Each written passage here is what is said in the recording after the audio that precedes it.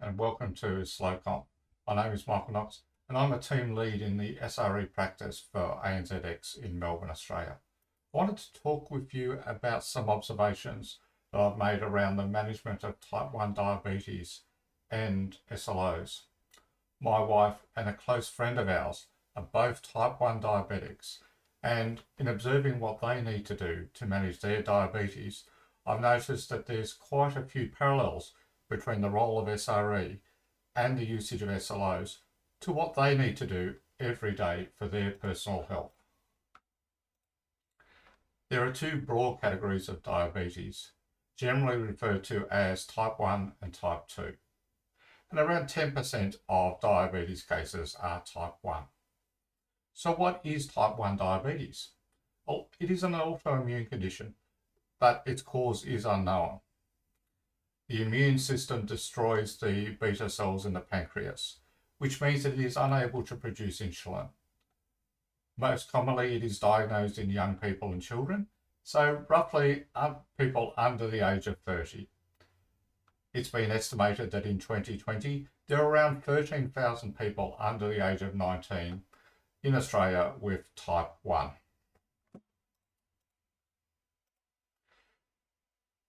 It's part of a very complex system in our body to balance the sugar or glucose in the bloodstream.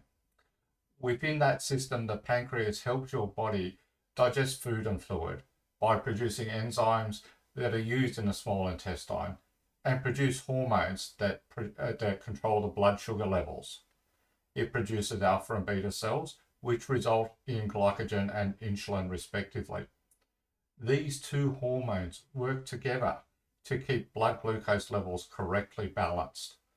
Without the body producing insulin, the balance of glucose or sugar in the bloodstream will become out of whack. Whether the glucose levels are too low, which is hypoglycemia, or too high, which is hyperglycemia, either way can lead to significant emergency scenarios. In both cases, it can result in loss of consciousness, organ damage, or death. One condition that occurs with high levels of glucose is diabetic ketoacidosis. In this condition, your body burns fat instead of glucose for energy, resulting in ketones in your bloodstream. As levels of ketones increase, it can lead to dehydration, confusion, and loss of consciousness. Ketones are acidic, and excessive levels of ketones in the bloodstream is life-threatening. Type 1s are at a higher risk of developing a range of other conditions, such as loss of sensation in extremities, eye, kidney, and nerve diseases, stroke, or heart attack. The potential for these risks eventuating can be reduced through keeping the blood glucose levels within the target ranges. The risks are still higher though when compared to the general population. Hence, keeping the blood glucose levels within range as much as possible is critical. For many of us, our pancreas handles all the minute adjustments that are required automatically. For a type 1 diabetic, they need to make the adjustments that their pancreas would have made for them, making decisions based on a range of inputs, such as the type of food or fluid that they are having, and what they are doing, such as exercise or sleep. Are they unwell or stressed? All of these factors, plus others such as disease, impact the transition of fluid into sugar. For example, carbohydrates becoming sugar within an hour or so, but proteins can take 3 or more hours. Decisions need to be made on a regular basis about how much insulin and when it is required to counteract the increase in glucose as the body processes foods. Likewise, when the level of glucose drops, how much sugar should be consumed to counteract that drop without causing a high. It is a constant modelling and prediction exercise to project the necessary quantities of sugar and insulin to keep the blood glucose levels within the ideal range. Other externalities, such as disease or illness, also factor in. My wife found that after she had COVID-19, her insulin resistance went up significantly for quite a while, which apparently is quite a common experience. That meant that instead of needing, say, 50 units of long-acting insulin at night, for a while she needed approximately 80 units.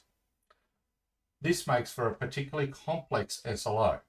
So we're not just trying to keep the latency of our requests within an acceptable level or ensuring that we have at least 98% of successful requests or whatever the acceptable value is for that SLO. A type 1 diabetic is balancing a suite of factors to keep their blood glucose levels between 5 and 8 millimoles per litre of blood. So how does a type 1 monitor and alert on their blood glucose levels? Well, there are a number of methods and they all have pros and cons, similar to all monitoring systems. The most accurate is the finger prick, testing a sample of your blood. This test is also tedious and leads to numbness in fingertips due to the number of pricks that need to be made. For those who aren't using a continuous glucose monitoring solution or CGM, they'll generally be using finger pricks testing at least 5 times a day after waking up, before meals and before going to sleep. In addition to when they may be feeling that they are out of sorts, so that perhaps experiencing a low or a high. It is similar to checking a dashboard several times a day to monitor system performance. It's very prone to errors due to the sparse metric collection. A CGM, or continuous glucose monitor, this actually uses the body's interstitial fluids as a proxy for the blood glucose level. And once calibrated, they generally provide a fairly accurate automated monitoring tool. Because they use the interstitial fluids as a proxy, there is a delay of 5 to 15 minutes in reporting when compared to a finger prick. There are a number of systems on the market and they are implemented in various ways, from NFC or near field communications to using Bluetooth for communication between the components. And that sounds wonderful compared to finger pricks. But a CGM it's a small device that's attached to the body, and with parts that need to be regularly replaced and maintained. And some of those parts have relatively high failure rates. Another option is service animals, similar to drug detection dogs, who can detect highs and lows in sugar. A friend of mine has trained their dog to alert when their blood glucose levels are out of range. And their dog alerted to my wife before she was diagnosed and gave an early indication that things were not right for her.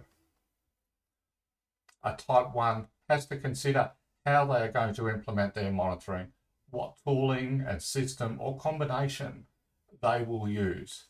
They need to balance health and other factors, such as their personal circumstances, in making these decisions. Also, the implementation of automated monitoring through CGMs removes many of the blind spots. A finger prick will not tell you that you are going low at 2:30 a.m. in the morning, and hopefully you are asleep then.